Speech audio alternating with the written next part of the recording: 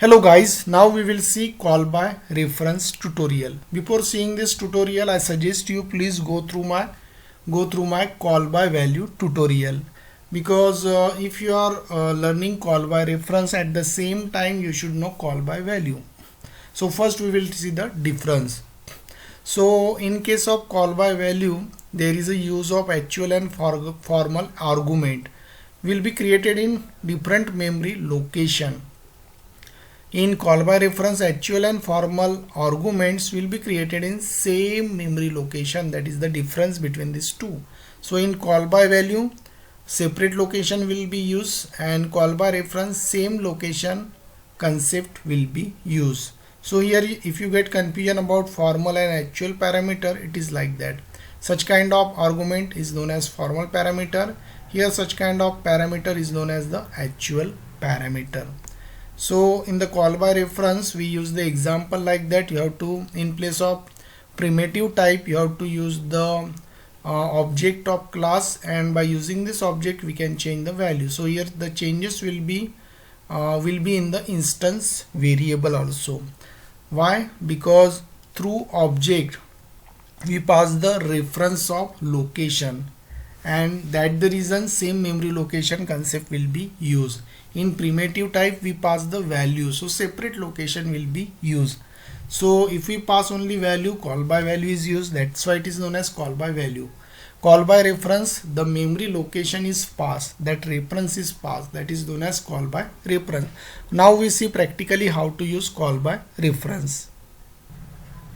So here in call by reference program, I am going to use one class, and here I will take one variable. My variable is data equal to specific value, and here I take one method.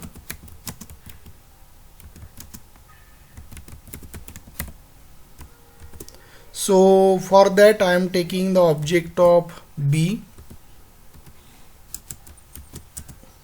and here by using the object you can access the variable b dot data equals to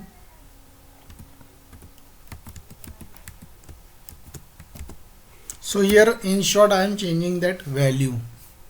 So then this is my method, and here I create again object of b,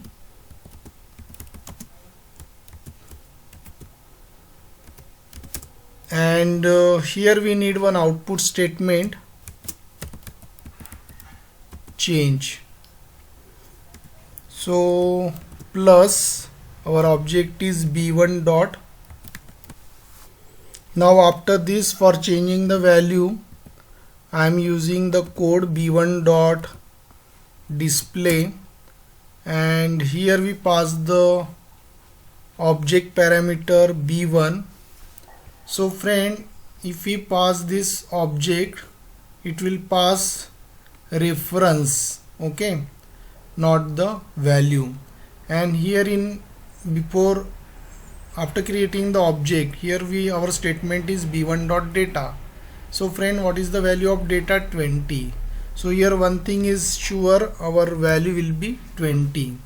Now in the b1 dot data, this b1 reference will be passed here, and in that reference, once we pass the b1 reference, in that reference particular value is there 20.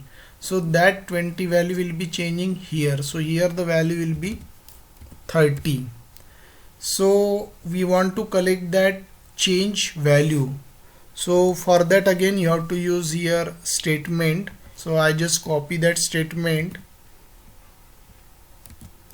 and just changing this statement after change.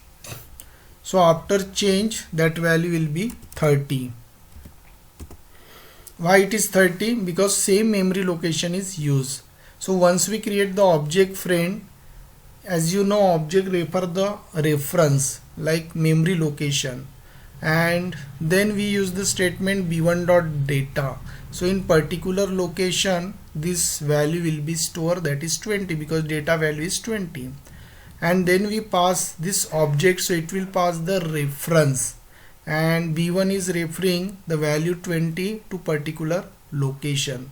So in that location our value is changed, and in that particular location the value is updated. And once we use this statement, that the reason we are getting the updated value, because there is a concept of same location, so we get updated result. So now we check output. Now you observe before change and after change different values are there. So I hope friend you understood this concept. Thanks for watching. Thank you.